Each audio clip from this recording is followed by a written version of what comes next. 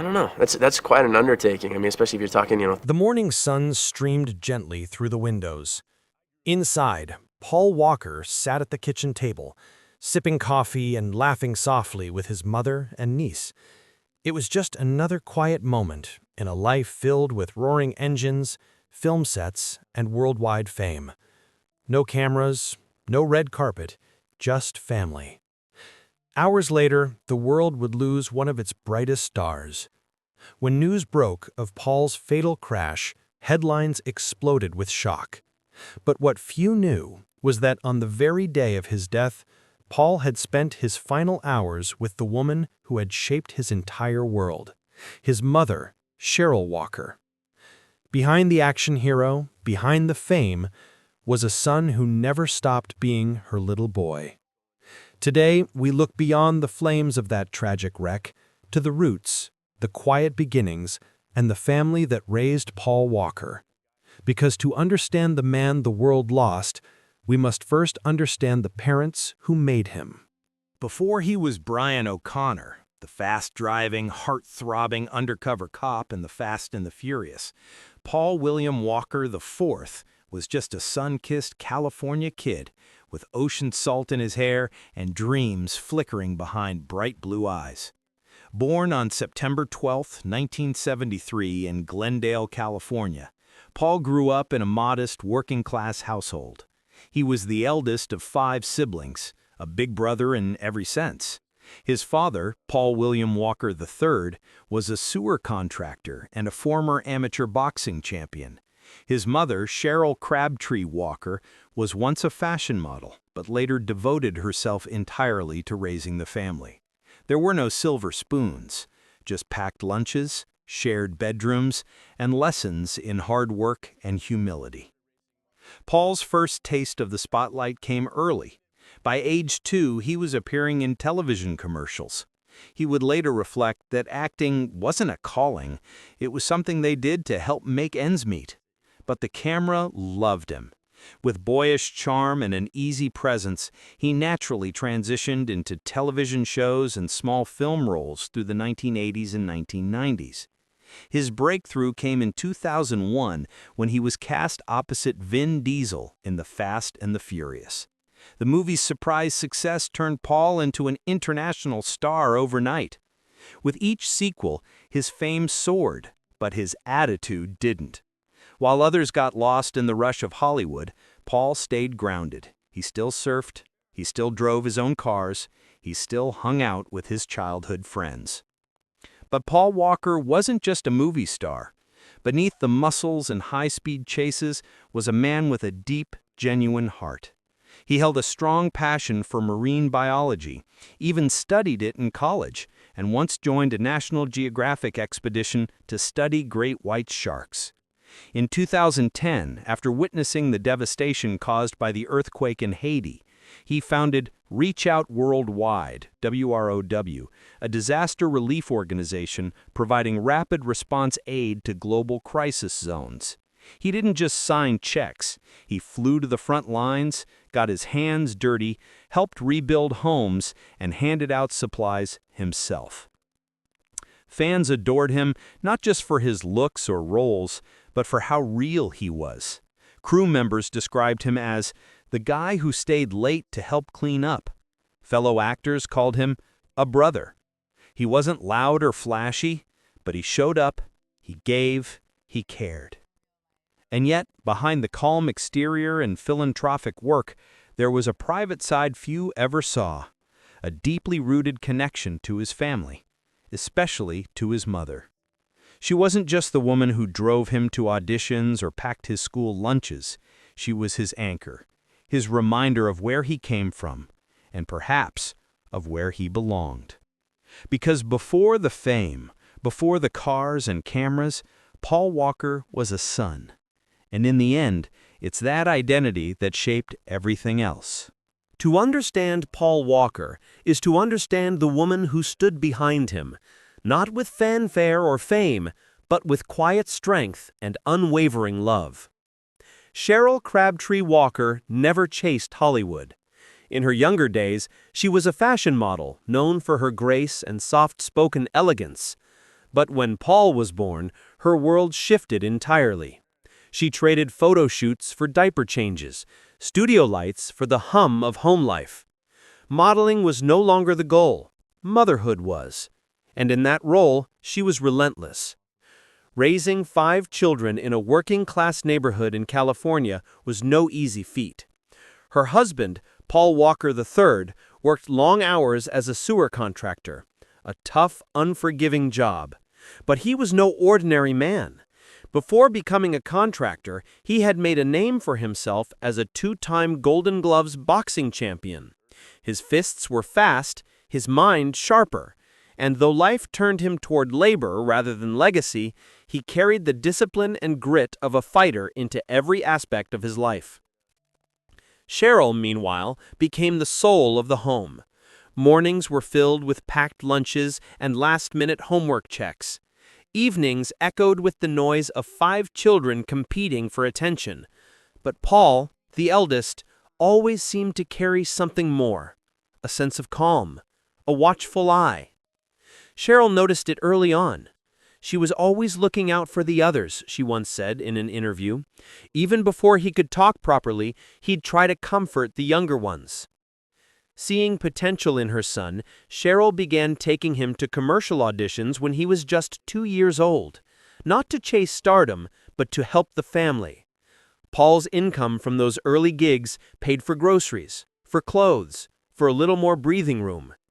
She was his first manager, his chauffeur, his wardrobe stylist, his audience.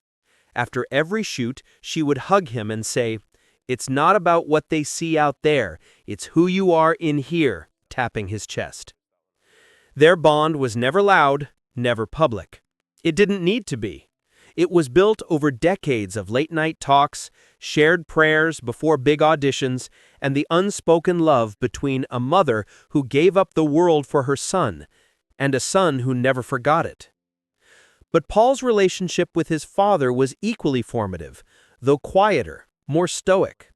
Paul Walker III didn't say much, but he showed everything. He taught Paul how to throw a punch, how to fix a car, how to stand up when life knocks you down. While Cheryl gave Paul warmth and wonder, his father gave him resilience. When Paul got his first car, it was his dad who spent weekends under the hood with him, sleeves rolled up, grease on his hands, laughing about nothing and everything. It was this foundation, the contrast of his parents, that shaped Paul. He inherited his father's strength and discipline, his mother's tenderness and grace. Together, they made sure that even as his fame grew, his feet stayed planted in real soil. Years later, as Paul soared to international stardom, he never let Hollywood create distance. Cheryl often visited him on set. On birthdays, he still showed up at home with flowers and hugs. And no matter where he went, Cheryl would say, he always came back to us. And then came that morning, November 30th, 2013. Paul had stopped by his mother's home. He sat with her and his niece. They talked. They laughed. He made plans to return later that evening. He hugged them both, said goodbye. He never came back. In hindsight, Cheryl would remember everything. The way he smiled that morning, the warmth in his voice, the ease in his heart. And maybe, just maybe, the universe knew. Maybe that peaceful goodbye was its final gift to a mother who had given everything. It was supposed to be just another charity event. Just another afternoon filled with handshakes, photographs, and giving back. Something Paul Walker did often, quietly, and without cameras. On November 30, 2013, he was attending a fundraiser for his organization Reach Out Worldwide, aimed at supporting victims of Typhoon Haiyan in the Philippines. The venue? A warehouse in Santa Clarita, filled with car enthusiasts, friends, and purpose. The air was light. Paul joked with guests, smiled for fans, and admired the vehicles on display. Among them was a sleek red 2005 Porsche Carrera GT, rare, fast, powerful, a car that demanded precision and respect. It belonged to his friend and business partner, Roger Rodas, a professional racer and financial advisor. Around 3:30 p.m., the two decided to take the Porsche out for a quick ride, a short loop. Just a few minutes. Nothing unusual.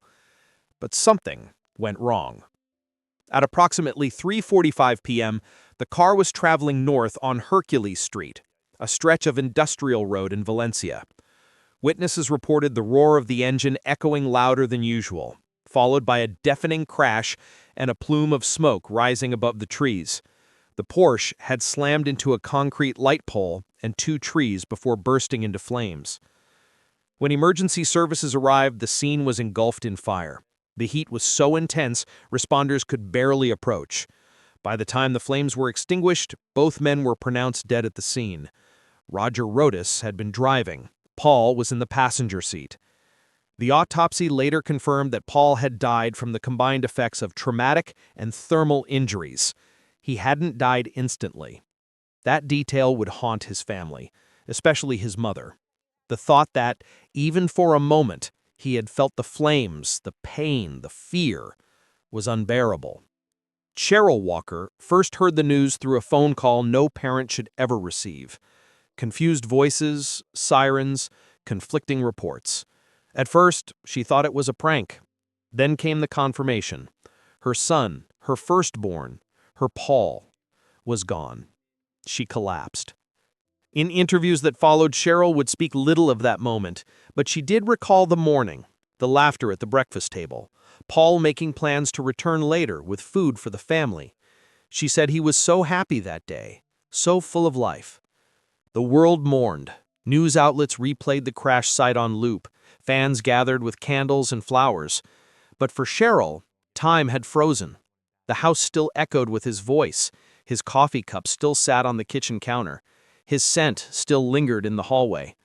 The speed, the fire, the violence of it all, it didn't match who Paul was. He wasn't reckless, he wasn't chasing adrenaline, he was just catching a ride with a friend. A short drive, one he never returned from. And perhaps the cruelest irony, Paul, who played a street racing legend on screen, died not in a stunt, not in a chase, but in a real-world accident that took everything away in seconds. But Cheryl, strong, steady Cheryl, never let that moment define him. She clung to that morning, to the smile, the calm, the last goodbye whispered over breakfast. Because in her heart, that was the real ending. Not fire, not metal, but love. The sun dipped low over the hills of Forest Lawn Memorial Park in Los Angeles, casting long shadows across a gathering of mourners who spoke little and wept much. It wasn't a spectacle. It wasn't meant to be. Paul Walker's funeral, held on December 14, 2013, was as quiet and private as the man himself. Intimate, solemn, and deeply human. Only family, close friends, and select past members from the Fast and Furious franchise were allowed in. There were no red carpets, no paparazzi, just raw grief, a quiet chapel, and the steady rhythm of tears falling on folded hands. Cheryl Walker sat in the front row, her hands clutching a letter she had written but never read aloud. Her shoulders were still, but her eyes, red, distant, unblinking, carried the weight of a mother who had just buried her firstborn. On one side of her was Paul's daughter, Meadow, barely 15, trying to hold herself together in a world that had suddenly gone quiet. On the other side, Paul's siblings, silent, stunned, standing like pillars beside the woman who had once held them all in her arms. The air smelled of white lilies and sandalwood. Soft piano music floated through the chapel. A single photo of Paul stood by the altar, not a movie still, not a promotional shot, but a candid image. Paul laughing, wind in his hair, squinting into the sun. Real, untouched, exactly as Cheryl remembered him. Vin Diesel, Paul's co-star and closest friend, was among the first to speak. His voice cracked as he called Paul "my brother" on and off the screen. He shared how Paul had comforted him through personal struggles, how he always prioritized family, and how his absence would forever echo in every scene they would film thereafter. Tyrese Gibson, another castmate, wept openly, unable to finish his eulogy. The room fell into a heavy silence. Then came the final procession. Outside, a line of high-performance cars, Supras, GTRs, Chargers, revved their engines one by one, not in arrogance, but in tribute. It was a symbolic farewell from the world Paul had helped shape, a convoy of machines, loyal and loud, escorting a legend to his final rest. Fans, though kept at a respectful distance, lined the street in silence. Many held candles, others clutched Fast and Furious DVDs. One small child held a hand-painted sign, "Ride in peace, Brian." As the casket was lowered, Cheryl stepped forward, her hand still clutching a letter she had written but never read aloud. She didn't read it aloud, she simply placed it gently atop the coffin, a quiet farewell only a mother could understand. Beside the letter, she laid a surfboard keychain and a photo of Paul at 5 years old, missing 2 front teeth, smiling without a care in the world. There were no cameras to capture her final words, but a witness later shared what she whispered as the lid closed. "You were never mine to keep forever, but thank you for every single day you stayed." The final bell tolled. The family bowed their heads, and in that moment, under the California sky, the man known to the world as a star was returned to the earth, not as a celebrity, not as a character, but as a son. A son who was loved, lost, and never forgotten. After the funeral, silence lingered. The kind of silence that doesn't just fill a room, it fills the bones. For Cheryl Walker, the days that followed were not marked by headlines or fan tributes, but by empty chairs, unread texts, and the quiet hum of a house that used to hold a laugh that now lived only in memory. Paul's death didn't just take a son, it took the center of her world. In the weeks that followed, Cheryl rarely spoke to the media. Her grief was too fresh, too sacred. But she focused on the one thing Paul had always prioritized above all else: family. Meadow, Paul's only child, became Cheryl's anchor. Together they held each other through the weight of mourning, exchanging small comforts, a hand on the shoulder, a whispered, "He would have loved this," in the middle of their storm. Paul's humanitarian legacy also gave Cheryl a direction. His organization, Reach Out Worldwide, continued its mission, not just as a charity, but as a living memory of the man who created it. Cheryl began working quietly behind the scenes, supporting Meadow and other volunteers, making sure that Paul's wish to get aid into disaster zones faster remained more than just a motto. But it wasn't all healing. In 2014, a legal dispute over Meadow's custody thrust Cheryl into public light again. As Meadow's maternal family sought guardianship, Cheryl filed for custody herself, not for control, but out of protection. She feared for her granddaughter's emotional well-being and wanted to honor the values that Paul had tried to instill. In the end, Meadow chose to live with her mother, and Cheryl respected that decision, stepping back, not in defeat, but in love. Through it all, Cheryl never let grief harden her. She continued showing up for family dinners, birthdays, quiet Christmases. She kept Paul's photos where they had always been, not as shrines, but as family. She still talked about him in the present tense. "Paul loved this dish," she'd say, or "Paul would have laughed at that." Not because she couldn't move on, but because in her heart he never truly left. Years later, when asked how she coped with such a loss, Cheryl simply replied, "You don't get over it, you walk with it, and some days it walks ahead of you. But I still hear him, in the waves, in the laughter, in the silence." Because Paul Walker didn't vanish, he just shifted from screen to spirit, from icon back to son. Behind every movie star is a story few ever see. Not of fame, but of family. Paul Walker was more than just the face of a billion-dollar franchise. He was a son, a brother, a father. And at the heart of his journey stood 2 humble parents, a former boxer and a soft-spoken model, who built a life not of lights and cameras, but of love, sacrifice, and grounding truth. Cheryl and Paul Walker Sr. never chased Hollywood.